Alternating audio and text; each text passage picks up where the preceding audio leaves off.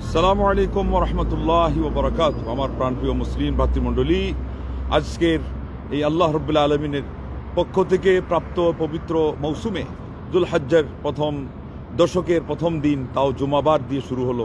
এটার ফজিলত আর মাহাত্ম্য কি দিয়ে আপনাদের সামনে আমি বর্ণনা করব। এটা হলো যাকে আমরা বলি সুবর্ণ সুযোগ, গোল্ডেন অপরচুনিটি যুগের ভাষায়। এটা যেহেতু সবাই বুঝে সহজে এখনকার, এই আর কি।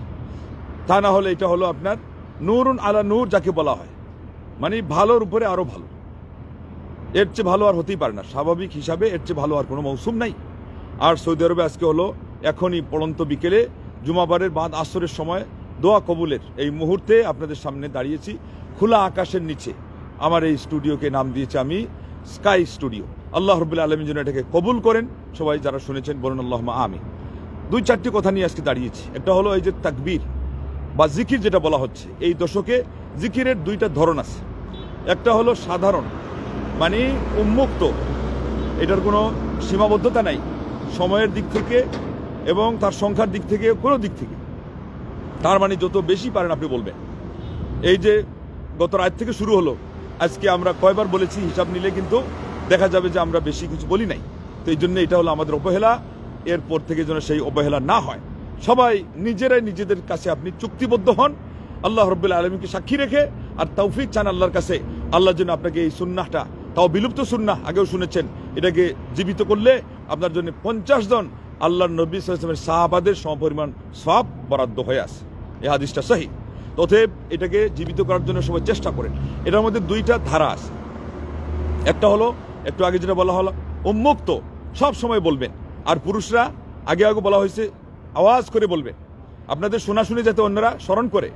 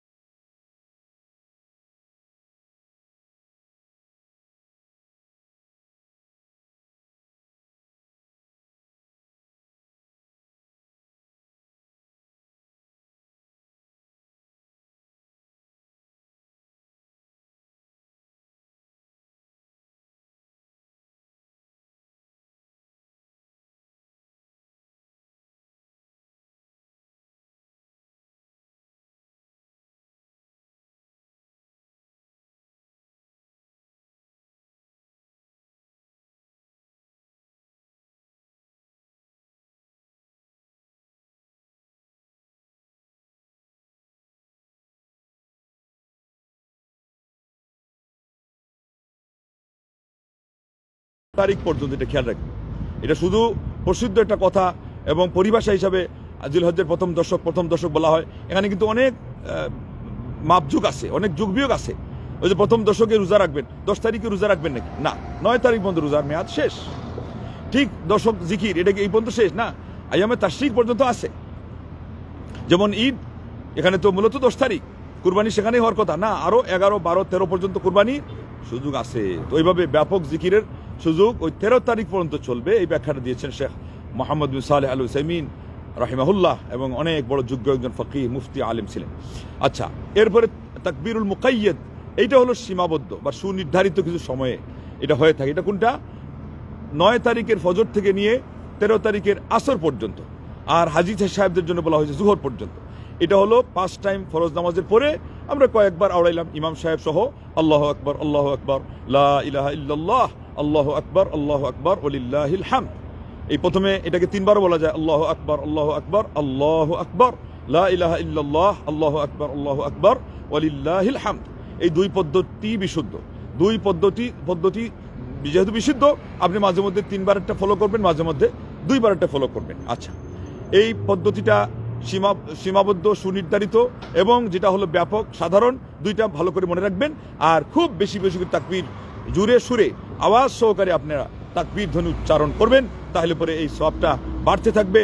এবং আজানের হাদিস থেকে নেওয়া হলেও এখানেও এটা ফিট হবে যে আপনার শব্দ যত মাখলুকাত শুনবে, কাল কিয়ামতের দিন সেগুলো গিয়ে আপনার জন্য আল্লাহর দরবারে হাজিরা দিবে সাক্ষী হিসাবে। কত বড় আমাদের জন্য একটা সারপ্রাইজ, কত বড় আমাদের সুসংবাদ। আর জুরে জিকির তো আমাদের ওই সবসময় হয় না, এটা জুরে জিকির সুন্নতি পদ্ধতিতে এখন করেন না দেখি। এমনি তো বেদাতি পন্থায় জুরে জিকির করে। তো যাই হোক, জুরে জুরে তাকবীরটা সবাই বলবেন। কেউ এই অলস সময় পার করতে দিবেন না। এই কি শুনলেন এখন 13 দিন তাইলে জিকিরের জন্য, অলস সময়ের জন্য এখানে আমাদের পার না হয়, মানে সময় নষ্ট না হয়। আর এই মহিলাদেরকে বলে দিবেন, তারা বাসা বাড়িতে বলে, তাদের তো আস্তে আস্তে এখন বললো কি না বললো বোঝা যাচ্ছে না, এই জন্য স্মরণ করে দিবেন বারবার। আপনি যতবার স্মরণ করে দিবেন সব পাবেন। তারা যেন তাদের বান্ধবীদেরকে, তাদের সেই পরিচিত মহলে যাদের সাথে উঠা বসা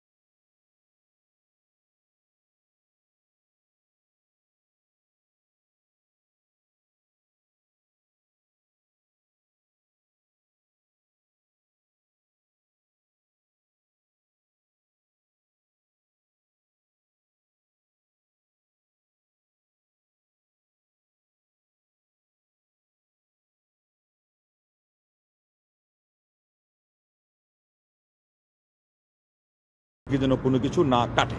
এখানে একটা ব্যাখ্যা আছে, সেটা হলো এই, যারা এই কুরবানি দেওয়ার নিয়ত করেছেন যে হ্যাঁ এবার আলহামদুলিল্লাহ ঈদুল আজহা আসতেছে, তার একটা নামই হলো আদহা উদহিয়া, মানে কুরবানির ঈদ। আমি অবশ্যই আল্লাহর উদ্দেশ্যে কুরবানি আমি দেব। তাইলে আপনি এই নখ কাটা চুল কাটা থেকে বিরত থাকবেন। কখন থেকে? জুলহজ্জের চাঁদ ওঠার পর থেকেই, মানে জিলকাদার দিনের যেদিন শেষ দিনের সূর্য ডুবলো ওই সময় থেকে আপনার এটার সময় শেষ। অনেকে মনে করেন যে না আমি টাকা যখন থেকে রেডি করলাম অথবা আমি টাকা পাঠাইলাম তখন থেকে, না, এটা সম্পূর্ণ ভুল। হ্যাঁ, সেখানে একজনের জন্য সুযোগ আছে যে ওনার নিয়তটাই করতে ইতস্ততা ছিল, মানে উনি অনিশ্চিত ছিলেন, টাকা পয়সা ছিল না অথবা যে কোনো কারণে উনি প্রস্তুত ছিলেন না। প্রস্তুতিটা নিতে নিতে ওনার জিলহজ্জের 2 তারিখ চলে গেছে। কথার কথা, আগামীকাল এই সৌদি আরবের নিয়ম অনুযায়ী দ্বিতীয় দিন, আমাদের দেশে পরের দিন দ্বিতীয় দিন অথবা তৃতীয় দিন ওনার সিদ্ধান্ত হয়েছে যে হ্যাঁ আমি এবার কোরবানি দেওয়ার জন্য এখন আমি নিশ্চিত হলাম। এর আগ পর্যন্ত ওনার কিন্তু ইচ্ছা ছিল না। তাহলে পরে ওনার জন্য ওই সময় থেকে বিরত থাকলেই হয়ে গেল। কিন্তু এটা কেউ ওই সুবিধা নেওয়ার জন্য যদি বলেন যে নিয়ত পিছাই দেই, গড়িমসি করি, তাহলে কিন্তু এই সুযোগটা থাকবে না।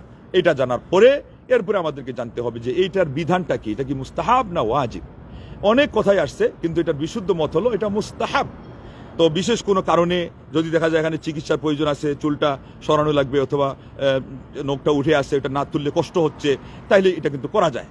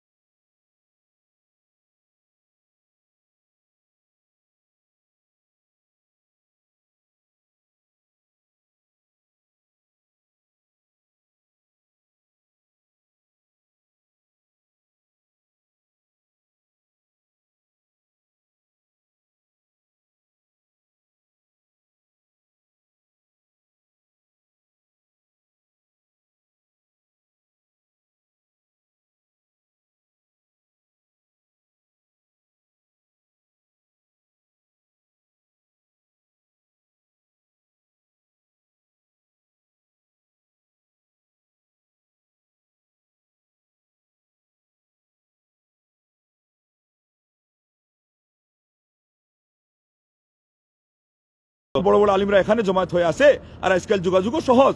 আপনার হারামাইনের ইমাম আলিমদেরকে দিয়ে যদি আস্থা নাও হয়, আপনি অন্য যে কোনো দেশের অন্তত আকীদা সঠিক জিজ্ঞাসা করতে পারেন। আপনি ফোন ধরেছেন কোথায়, লা হাওলা ওয়ালা কুওয়াতা ইল্লা বিল্লাহ, রাজধানীতে যাওয়ার পরে কেউ যদি তার, আল্লাহু আকবার, এটা অত্যন্ত ভ্রান্তি, গ্লানি, লজ্জা যে আপনি রাজধানীতে এসে, সারা পৃথিবীর রাজধানী এখানে হারামাইন, বিলাদুল হারামাইন শরীফাইন, আর এই মৌসুমে সারা পৃথিবীর সেরা আলিমরা এখানে জমায়েত হয়েছেন।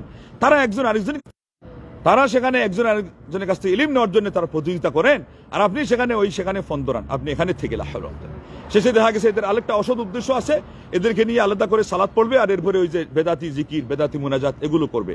এই সমস্ত করার জায়গা নেই। এখানে আসছেন হজ করতে, ইমান থেকে নিয়ে সকল আমল জন্য সেখানে নিচিন ক্লিন হয়ে যায়। তাওহীদি আকীদা আপনি নিয়ে যান এবং সুন্নতি আমল আপনি সমৃদ্ধ হতে পারেন। এই জন্য তো আপনি এখানে আসছেন, পুরা জীবনের সমস্ত গ্লানি মুছে, সমস্ত পাপ পঙ্কিলতা ময়লা। তো যাই হোক, আপনি আসছেন পুরা জীবনের সম্পূর্ণ আপনার ইবাদতের পরিপূর্ণতা যাতে লাভ হয়। আল্লাহু আকবার, ইসলামের পঞ্চম রুকুনের মাধ্যমে আপনার ইমানের একটা, আপনি সেই সৌন্দর্য, ইমানের পূর্ণতা, রুকুনগুলোর একেবারে। অতএব আসুন আপনার ইমানকে পূর্ণতা দেওয়ার জন্য ইসলামের রুকুনের সর্বোচ্চ এবং সর্বশেষ রুকুনটা